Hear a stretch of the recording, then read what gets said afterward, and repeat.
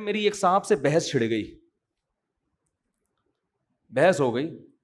انہوں نے کہا یہ جو آج کل یہ جو غربت ہے نا، غریبوں کے بچے یہ بیکار ہوتے ہیں. غریب آدمی کو چاہیے اس کی اولاد ہی نہ ہو، کیونکہ کھانے کو روٹی نہیں ہے، پہننے کو چپل نہیں ہے، تو بہتر نہیں ہے کہ یار نسل ہی روک لو اپنی. اس غربت سے بہتر نہیں ہے کہ، یعنی ان کا خیال تھا کہ بچے صرف کس کے ہونے چاہیے؟ امیروں کے. وہ ذرا ایجوکیٹڈ ہوتے ہیں، اچھے اسکولوں میں پڑھتے ہیں، اور اچھا سلیقہ تمیز وغیرہ وغیرہ.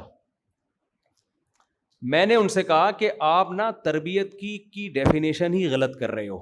آپ کے ہاں اچھے کی ڈیفینیشن، تربیت یافتہ کی ڈیفینیشن یہ ہے کہ جس کو اچھے اسکول میں تعلیم ملے، سمجھ رہے، کپڑے اچھے ہوں، جوتے اچھے پہنے ہوئے ہوں، تھوڑی پڑھی لکھی زبان بولنا جانتا ہو. آپ کے ہاں تربیت کی ڈیفینیشن کیا ہے؟ یہ ہے. اس لیے آپ کہہ رہے ہو غریب کے بچے نہیں ہونے چاہیے. خدا کی نظر میں جو تربیت کی ڈیفینیشن ہے وہ یہ ہے ہی نہیں. ایک ٹماٹر بیچنے والا جس کے پاؤں میں چپل نہیں ہے، پھٹے پرانے کپڑے پہنے ہوئے ہیں، صبح و شام ٹماٹر کی صدائیں لگاتا ہے، لیکن ٹماٹر ایمانداری کے ساتھ بیچتا ہے، اس میں ڈنڈی بولو نا نہیں مان. اللہ کی نظر میں یہ ہدایت یافتہ ہے اس اسپیشلسٹ ڈاکٹر سے جو بہت بڑی پوسٹ پہ بیٹھا ہوا ہے، جس کو سب کہیں گے کاش میرا بچہ بھی ایسا ہوتا، جو بڑا عزت دار ہے اور بہت ایجوکیٹڈ، اور ڈریسنگ اس کی بڑی خاندانی، اور کبھی امریکہ، کبھی یو کے، کبھی وہاں کی کمپنیاں بلا رہی ہیں اس کو، کبھی یہاں اس کے سیمینار میں اس کو دعوت دی جا رہی ہے اور ہر جگہ عزت ہو رہی ہے، لیکن جو نسخہ لکھ کے دیتا ہے وہ اس کے ماموں کی دکان کے علاوہ کہیں بھی نہیں ملتا. آئی بات سمجھ؟ وہ کہاں ملتے ہیں؟ وہ دوائیں کہاں سے ملیں گے؟ اس کی ماموں کی دکان پہ، میڈیکل اسٹور پہ. تو خدا کی نظر میں تربیت یافتہ یہ ہے یا ٹماٹر والا ہے؟ حالانکہ اس کے تو پاؤں میں چپل نہیں ہے، اس کے تو کپڑے کیا ہیں؟ پھٹے پرانے. فرعون نے جو حضرت موسیٰ کو تانا دیا تھا وہ یہی تو تانا تھا جو آج لبرل لوگ غریبوں کو تانا دے رہے ہیں. فرعون نے پتہ ہے کیا تانا دیا تھا؟ کہ موسیٰ معاذ اللہ ہمیں سمجھائے گا کہ صحیح کیا ہے اور غلط کیا، یہ ہمیں سمجھائے گا معاذ اللہ. میں اپنے الفاظ میں فرعون کی سوچ کو ڈیفائن کر رہا ہوں، فرعون نے تو اپنی زبان میں کہا ہوگا نا، قرآن نے اس کے الفاظ نقل کیے ہیں. ام انا خیر من ھذا الذی ھوا مہین، یہ موسیٰ ہمیں سمجھائے گا کہ صحیح کیا ہے اور غلط کیا ہے.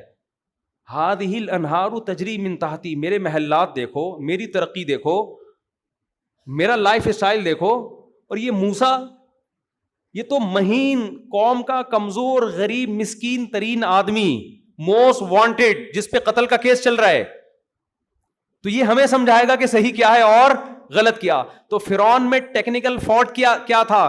فرعون ڈریسنگ دیکھ کے اور گیٹ اپ دیکھ کے اندازہ لگا رہا تھا کہ ہدایت پر کون ہے اور کون گمراہی پر ہے. آج ہمارا پڑھا لکھا طبقہ وہی سوچ رکھتا ہے جو کس کی سوچ ہے؟ فرعون کی سوچ ہے. آپ کے 12 بچے ہوں، رکشا چلائیں، ریڑھی لگائیں، حلال کمائیں، خدا کی قسم وہ اس ایک سائنٹسٹ سے کروڑا گنا بہتر ہے جو بے ایمانی کر کے لوگوں کو خدا سے دور کر رہا ہو، جو خدا کا انٹروڈکشن نہ کرتا ہو. اور ایسی ایمانداری بھی اللہ کے ہاں مقبول نہیں ہے جو گاڈ لیس ہو، جس میں آپ خدا کے تصور کو نکال دیں. آپ کہہ سکتے ہیں بہت سے پڑھے لکھے ایماندار ہوتے ہیں، ایمانداری اگر خدا پہ ایمان کے بغیر ہے وہ ایمانداری بھی اللہ کے ہاں کام نہیں آئے گی. آپ کہہ سکتے ہیں یار نہیں آج تو لبرل طبقوں میں بہت سے بڑے ایماندار ہیں، بہت جو بڑے بڑے ڈاکٹرز ہیں وہ بہت ایمانداری کے ساتھ علاج کرتے ہیں، جو نسخہ لکھ کے دیتے ہیں ان کی ماموں کے علاوہ بھی مختلف میڈیکل اسٹور پہ وہ مل رہا ہوتا ہے، تو وہ تو بڑے بہت اچھے ہیں. خدا کو مانتے ہیں، خدا اپنے آپ کو خدا کا غلام سمجھتے ہیں کہ نہیں سمجھتے؟ اگر وہ اپنے آپ کو خدا کا غلام سمجھتے ہیں اور عمل سے بتاتے ہیں کہ ہم کس کو مانتے ہیں؟ خدا کو، پھر اچھے ہیں. خدا کو نہیں مانتے تو قرآن کیا کہہ رہا ہے؟ ان شر الدواب عند اللہ الصم البکم الذین لا یؤمنون، جو ایمان نہیں لاتے بدترین مخلوق ہے اللہ کی نظر میں. اللہ یہ نہیں کہا جو سچ بولتے ہیں وہ بہترین مخلوق ہیں یا وہ بدترین مخلوق ہیں بشرطے کے جھوٹ بولتے ہوں، ایسا نہیں ہے. سب سے پہلا کرائٹیریا اللہ کی نظر میں اچھائی اور برائی کا کیا ہے؟ جس نے پیدا کیا اس پر ایمان. سمجھ میں آ رہی ہے یہاں تک بات؟ اب آخری بات جو میں ٹاپک لے کے چلا ہوں، دیکھو جب ہم نے یہ فرض کر لیا، مان لیا کہ ہم کس کے غلام ہیں؟ اللہ کے، تو میں نے کہا اللہ نے پھر ہمیں ادھورا نہیں چھوڑا، اللہ نے اپنا تعارف بھی کروایا، اللہ نے اپنا نام بھی بتایا، اللہ نے اپنی صفات بھی بتائی، اور اللہ نے ایسے آرڈر بھی دیے کہ جن آرڈر کو فالو کر کے ہم یہ ثابت کر سکیں کہ واقعی ہم کیا ہیں؟ غلام ہیں۔ اس کی میں مثال دے کے بات سمجھاتا ہوں۔ ایک آدمی آپ کے پاس آ کے کہتا ہے آج سے میں آپ کا غلام، آپ جو کہیں گے میں مانوں گا۔ آپ پہلی دفعہ میں اس کی بات کو سیریسلی نہیں لیں گے، لوگ عقیدت میں آ رہے ہوتے ہیں، بہت ہم سے بھی جھک جھک کے سلام کر رہے ہوتے ہیں، صاحب بس ختم ہو گیا ایسی آپ سے عقیدت محبت۔ بار بار جب ایک آدمی کہہ رہا ہے بس میں آج سے آپ کا کیا ہوں؟ غلام، آپ مجھے آگ میں چھلانگ لگانے کا کہیں میں آگ میں چھلانگ لگاؤں گا، آپ مجھے کیٹو پہاڑ سے چھلانگ لگانے کا کہیں میں وہاں سے چھلانگ لگا لوں گا۔ جیسے صحابہ کرام نے بدر کے موقع پہ تقریر کی نا، نبی صلی اللہ علیہ وسلم نے دیکھا تھا ہم 313 ہیں اور سامنے مقابلہ کس سے ہو رہا ہے؟ 1000 سے، ہمارے پاس اسلحہ نہیں ہے، گھوڑے نہیں ہیں، ان کے پاس اسلحہ ہے، تو اب مقابلہ تو اسباب کی دنیا میں شکست ہے۔ تو نبی صلی اللہ علیہ وسلم پریشان ہوئے کہ پتہ نہیں صحابہ لڑ پائیں گے کہ نہیں لڑ پائیں گے۔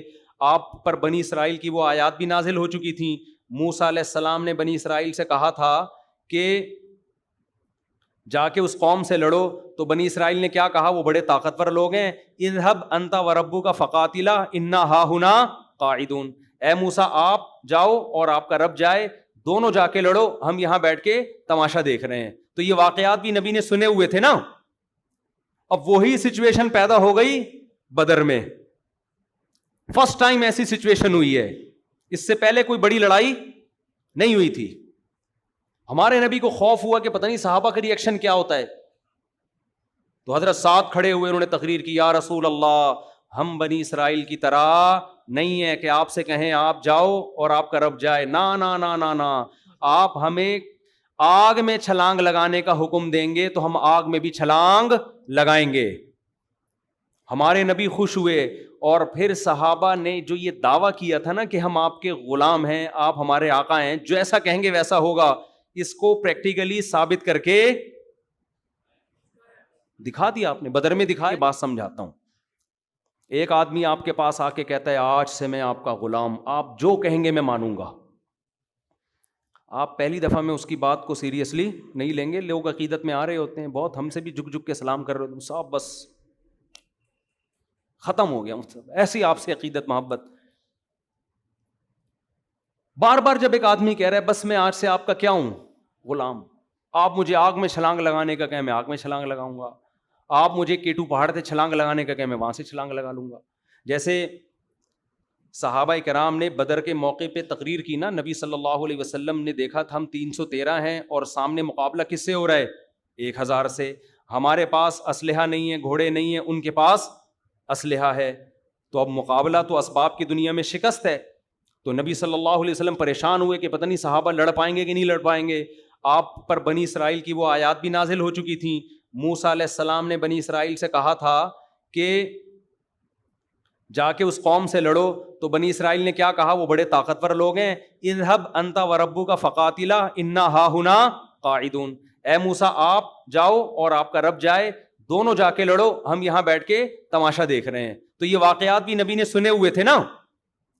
اب وہی سچویشن پیدا ہو گئی بدر میں، فرسٹ ٹائم ایسی سچویشن ہوئی ہے، اس سے پہلے کوئی بڑی لڑائی نہیں ہوئی تھی۔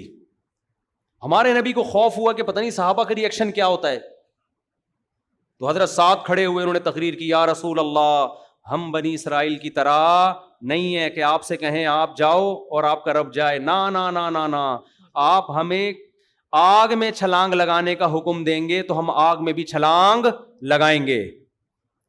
ہمارے نبی خوش ہوئے، اور پھر صحابہ نے جو یہ دعویٰ کیا تھا نا کہ ہم آپ کے غلام ہیں، آپ ہمارے آقا ہیں، جو ایسا کہیں گے ویسا ہوگا، اس کو پریکٹیکلی ثابت کر کے دکھا دیا آپ نے بدر میں۔